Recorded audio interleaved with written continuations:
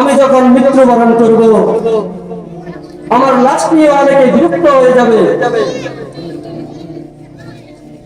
এক গ্রুপ যাবে আমাকে দাফন করানো, যত দ্রুত আমাকে দাফন করানো যায়।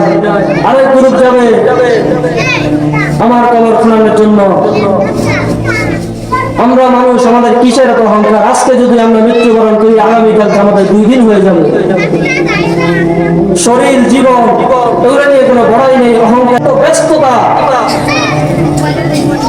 আজকে তাদের এত ব্যস্ততা কই গেল? এই জন্য বলতেছিলাম ভাইয়ারা, দুনিয়ার মধ্যে আমরা যে অবস্থান থেকে যেখানে থাকি না কেন, সবাই সবার ব্যস্ততা নিয়ে ব্যস্ত।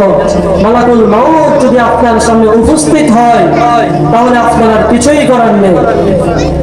একটু চিন্তা করে দেখেন, হযরত নূহ আলাইহিস সালাতু ওয়াস সালামের জামানায় যারা মৃত্যুবরণ করেছে,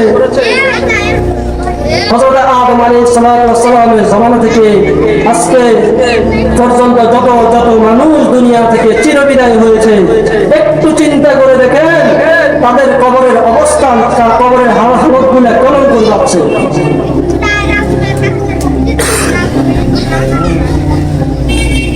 হাশরের ময়দানে 2টি দল থাকবে। এক দল থাকবে জান্নাতে, ওয়া আসহাবুল ইয়ামিন মা আসহাবুল ইয়ামিন, ওয়া আসহাবুস শিমাল মা আসহাবুস শিমাল।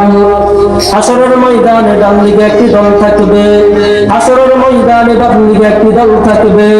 এক দল হবে চিরস্থায়ী জান্নাতি, আরেক দল হবে জাহান্নামী। জাহান্নাম যেটা এমন ঘর, আল্লাহ পাক রব্বুল আলামিন পবিত্র কালামুল মাজিদের মধ্যে বলেন, ফাসাউফা ইয়ালকুনা গাইয়া। এই গায় একটি জাহান্নামের এমন একটি অপশন, যে অপশনের যে স্থান থেকে বাকি সকল জাহান্নামের অবস্থানগত জাহান্নামগুলো আছে, প্রত্যেকটি জাহান্নাম গায় নামক জাহান্নাম থেকে পানা চায়। এই জন্য বলতেছিলাম, কবরের এক জিন্দেগি হযরত আদম আলাইহিস সালাতু ওয়াস সালাম থেকে এই পর্যন্ত কত মানুষ দুনিয়া থেকে চিরবিদায় হয়ে গিয়েছে। যারা আল্লাহর পয়গম্বর সাল্লাল্লাহু আলাইহি ওয়াসাল্লাম বলেন, যে ব্যক্তি যে অবস্থাতে মৃত্যুবরণ করবে, ওই ব্যক্তি ওই অবস্থাতে হাশরের ময়দানে আল্লাহ তাআলার দরবারে শরীক হবে। আমাদের দারুল হাবিব হানিফিয়া মাদ্রাসার বর্তমান মুহতামিম হযরতুল আল্লামা মাওলানা মুহতাইয়ের সাথে হুজুর গত সপ্তাহে এই কথাই বলেছিলেন যে আমি যে অবস্থান থেকে মৃত্যুবরণ করব, আমি যে অবস্থায় মৃত্যুবরণ করব, হাশরের ময়দানে আমাকে হুবহু ওইভাবে উঠানো হবে। তাহলে একবার চিন্তা করেন, মৃত্যু অবস্থায় যদি আমি নাফাক থাকি, ওই আল্লাহর দরবারে সেই নাফাক অবস্থায় আমি হাজির হতে হবে। মৃত্যুর পূর্বে যদি আমার মোষ, দাড়ি, চুল ইত্যাদি যদি ওই ফেরাউন মার্কা হয়, আবু জাহেল মার্কা হয়, তাহলে ওই সেই আবু জাহেল ফেরাউনের সাথে আমার হাসরের নসর হবে। সেই নাস্তিকদের সাথে নাস্তিকদের মতো আল্লাহর দরবারে উঠবো।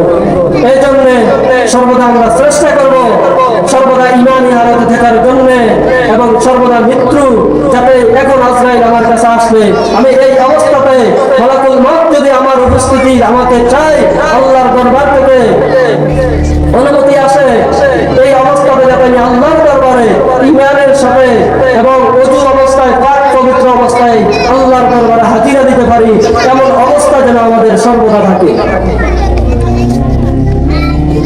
হাশরের ময়দানে ডান দিকে একটি দল থাকবে, বাম দিকে একটি দল থাকবে। যাদের কবরের জীবন সুন্দর হবে, একটা মানুষ মৃত্যুবরণ করার পরে তাকে যখন কবর দেওয়া হয়, সে যদি গুনাহগার হয়, কবর থেকে তার জন্য খুব খারাপি করা শুরু হয়। যদি গুনাহগারকে কবরে রাখা হয়, কবরের ডান দিকের মাটির চাপ তাকে এমন ভাবে চাপ দিবে, তার হাড়গুলো ভেঙে যাবে, এবং বাম দিক থেকে তাকে এমন ভাবে চাপ দিবে, তার বাম দিকের হাড়গুলো ভেঙে যাবে। এই জন্য আমাদের মৃত্যুর পরে একটি জগৎ রয়েছে, কবরের জগৎ। এই জগতের জন্য আমরা দুনিয়া থেকে যতটুকু করতে পারবো, এটাই আমার সাথে যাবে। আজকে একই চাউলের ভাত খেয়ে বৃদ্ধ বাবারা বিদ্রোহী হয়ে যাচ্ছে, একই চাউলের ভাত খেয়ে ছোটরা দিন দিন স্ট্রং ও যুবক হয়ে যাচ্ছে। এই জন্য সময় কার জন্য বসে থাকে না, সময় সময়ের গতিতে চলতে থাকে। এই সময় সময়ের গতি দিয়ে চলতে থাকার মধ্য দিয়ে আল্লাহ তাআলাকে নিয়ে নেওয়ার জন্য, আল্লাহকে পাওয়ার জন্য অসংখ্য অগণিত বুজুর্গ রয়েছে যারা আল্লাহকে সর্বদা আমলের মাধ্যমে রাজি খুশি রাখেন।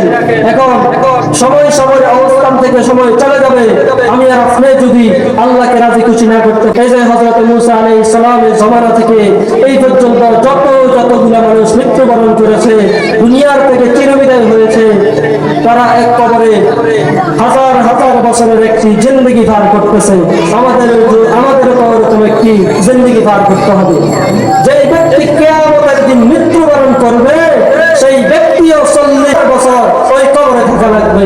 তাহলে কবরের জিন্দেগি, কবর যদি আমি আপনার সাথে সদ্ব্যবহার না করে, তাহলে কবরের পরে যে আরেকটি আখিরাত রয়েছে, হয়তো জান্নাত না হয় জাহান্নাম, তাহলে সেই জাহান্নাম আমি আপনার সাথে, আমার সাথে, আপনার সাথে কেমন আচরণ করবে?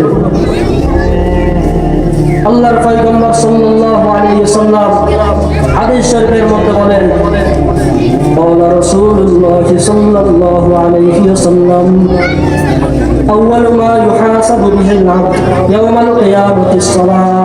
কিয়ামতের দিন সর্বপ্রথম নামাজের হিসাব হইবে। যেই ব্যক্তির 5 ওয়াক্ত নামাজ, যেই ব্যক্তির নামাজ ঠিক থাকবে, আল্লাহ রব্বুল আলামিন তার বাকি যে ইবাদতগুলো আছে ওগুলো যদি ঠিক না থাকে, আল্লাহ তারপরেও ওই বান্দাকে কোনো না কোনো দিন জান্নাত দিবেন। বলতেছিলাম ভাইয়ারা, আল্লাহ দুনিয়াতে আমাকে এবং আপনাকে, শুরুতে যে আয়াতটা বলছিলাম, ওমা খালাকতুল জিন্না ওয়াল ইনস ইল্লা লিয়াবুদুন, একমাত্র মানুষ এবং জিনকে আল্লাহর ইবাদতের জন্য আল্লাহ সৃষ্টি করেছেন। কাজেই আমরা জিন থেকে শ্রেষ্ঠ জাতি হলো মানুষ জাতি। আমরা যারা মানুষ জাতি, আমরা আল্লাহকে, আল্লাহ আমাদের উপর বেশি সন্তুষ্ট। বুজুর্গরা বলেন, মানুষ যদি দামি হয় ফেরেশতার থেকেও দামি হয়। এই জন্য বলতেছিলাম, আমরা নিজেদের আমল আখলাক ইবাদত করে আল্লাহকে খুশি করে কিভাবে জান্নাতে যাইতে পারবো, আমরা সর্বদা ঈমানী হালতে থাকবো। তো যারা আজকে মৃত্যুবরণ করে তারাও শত শত বছর ওই কবরে থাকতে হবে। তো যাই হোক, আমি খুতবার মধ্যে একটি আয়াত পড়ছিলাম। আয়াতটির অর্থ হলো এমন, যে ব্যক্তি নামাজকে নষ্ট করে, নামাজ পড়ে না, আল্লাহ রব্বুল আলামিন তাদেরকে এমন একটি জাহান্নাম দিবে, যে জাহান্নামের একটি স্থানের নাম হচ্ছে ভয়।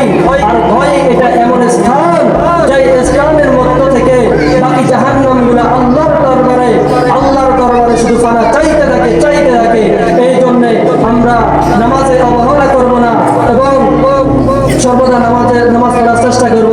আর একটা কথা আমি সবসময় বলি, যে ব্যক্তি ফরজ ওয়াজিব এবং হারাম থেকে বেঁচে থাকতে পারে, ফরজ ওয়াজিব ঠিক রেখে হারাম থেকে বেঁচে থাকতে পারে, আল্লাহ তাআলা তাকে কখনো কখনো জান্নাত দিবেন নাই। তো আজকের আলোচনা আমার এতটুকুই ছিল। আমার পরে যিনি বয়ান করবেন উনি চলে আসছেন এবং সকলে শেষ পর্যন্ত আজকের মাহফিল উপভোগ করবেন।